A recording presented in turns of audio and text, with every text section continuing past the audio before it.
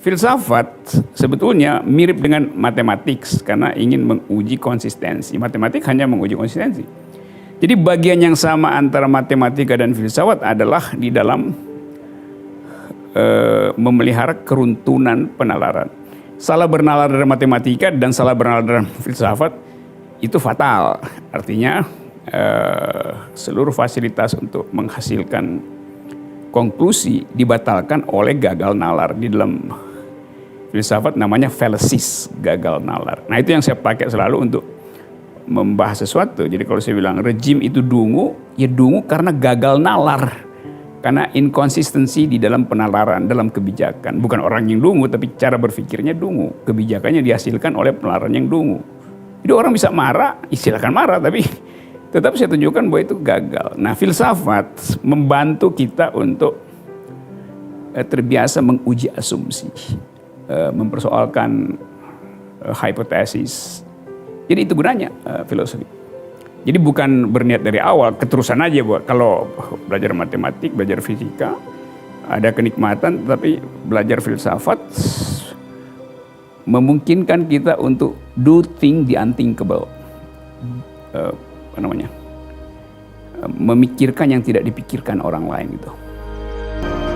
Saya masuk ke filsafat justru karena saya tidak menganggap itu menakutkan. Bagi orang lain mungkin menakutkan karena memerlukan penelusuran ulang terhadap keyakinan-keyakinan sebelumnya itu, past event itu. Peristiwa yang lalu kan mesti kita batalkan. Kita belajar filsafat, ternyata dia bertentangan dengan past event kita tentang sesuatu yang udah kita yakini kan kita mesti bongkar kan. Itu yang sebetulnya mencemaskan dia. Jadi ya orang semacam itu ya nggak usah belajar filsafat kan, jadi jangan dekati karena nanti bisa bunuh diri itu. Ya banyak orang yang nggak mampu dan akhirnya bunuh diri itu karena merasa terganggu, tata tertib batinnya terguncang dan tata tertib pikirannya itu terlihat tidak rapi lagi. Oh dia merasa ya nggak ada gunanya lagi hidup. Tapi ketika dia bunuh diri, justru dia bermakna. Ya, karena misalnya apa tindakan yang paling berguna dan bermanfaat bagi seorang? Ya bunuh diri itu. Dengan alasan apapun. Saya menggunakan filsafat untuk membongkar persembunyian ideologi, untuk membongkar sebut aja bahasa kekuasaan yang dipalsukan oleh penampilan publik seorang pejabat. Jadi saya memakai filsafat sebagai metode, sebagai alat berpikir gitu. Bukan sebagai aliran pikiran itu. Ada aliran pikiran postmodernisme, ada aliran pikiran eksistensial, macam-macam. Tetapi semuanya itu harus dianggap sebagai metode berpikir.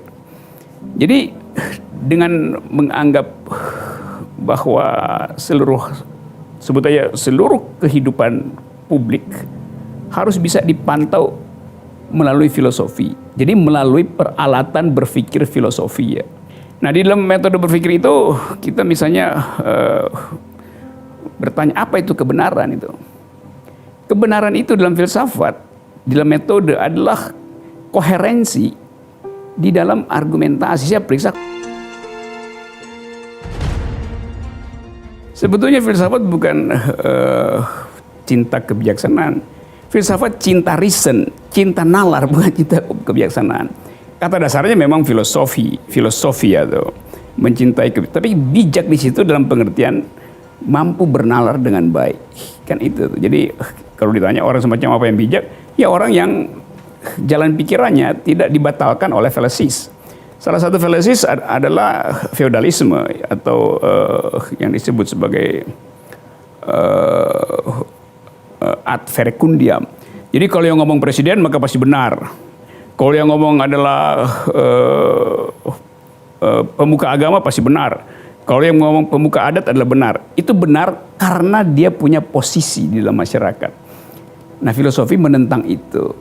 Benar itu bukan karena orangnya punya kekuasaan, tapi karena jalan pikirannya masuk akal itu. Kan itu soalnya kan. Mendasarkan kebenaran pada status seseorang tuh, itu otoritas mendahului verifikasi kalau gitu kan. Ya filsafat kebaikan tertinggi itu adalah bernalar sempurna, bernalar tanpa cacat. Jadi bernalar lurus sebetulnya, atau force of the better argument, kekuatan argumen yang lebih baik, bukan argumen terbaik, yang lebih baik. Jadi selalu ada baik itu kalau dimungkinkan untuk dibatalkan. Sesuatu yang mungkin dibatalkan itu namanya menghasilkan kebaikan. Prinsipnya fallibilism. Sesuatu yang tidak bisa dibatalkan, yang nggak ada gunanya mau dinilai, karena potensi dia dibatalkan sudah dia hilangkan sendiri. Jadi buat apa disebut dia baik dan buruk? Karena baik selalu ada di dalam kontrapolasi dengan yang buruk. Kita sebut dia cantik karena kita screen out yang buruk. Kita sebut dia buruk karena kita bandingkan dengan yang cantik. Jadi selalu ada di dalam yang biasa disebut binary opposition. Kan kita bilang Anda bermutu karena ada patokan bahwa dia tidak bermutu. Nah, waktu kita bilang dia bermutu, kita berupaya untuk hilangkan yang tidak bermutu. Padahal dia disebut bermutu ketika dibayang-bayangi oleh si tidak bermutu itu. Jadi antagonisme lah yang menghasilkan kebaikan. Nah, sekarang orang mau tutup antagonisme, termasuk kritik. Kritik itu buruk. Dari awal kekuasaan di doktrin tertutup, karena nggak boleh dikritik kan itu justru yang buruk kan. Karena antagonisme dihentikan. Pertanyaan utama dalam hidup adalah bagaimana Anda memahami bahwa hari ini Anda masih hidup, kan begitu kan? Kan itu yang paling penting, bukan apa yang terpenting. Yang penting Anda pahami itu. Karena itu kalau orang, misalnya orang tanya, Pak Rocky tolong kirimkan biodata Anda itu. Saya kirimkan. Anda barusan bilang saya udah mati. Bagaimana cara saya kirimkan? Karena biodata itu hanya berguna ketika orang udah mati. Kalau dia masih hidup, datanya itu masih bertumbuh. Biodata kan artinya daftar riwayat hidup kan. Kapan dia berguna? Saat dia meninggal. Jadi kalau saya belum meninggal ngapain cari? Minta saya mengirimkan biodata saya kan orang dungu kan namanya. Iya.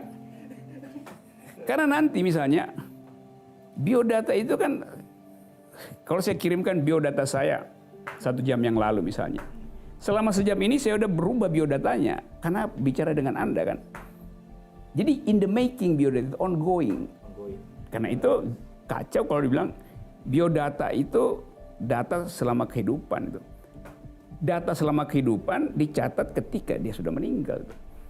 Jadi nggak ada data hidup. Data itu selalu tentang yang sudah selesai. Kan itu logikanya.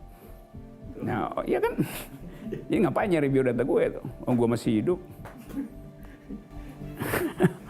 Saya sering punya pengalaman yang membaca logika yang basa-basi itu.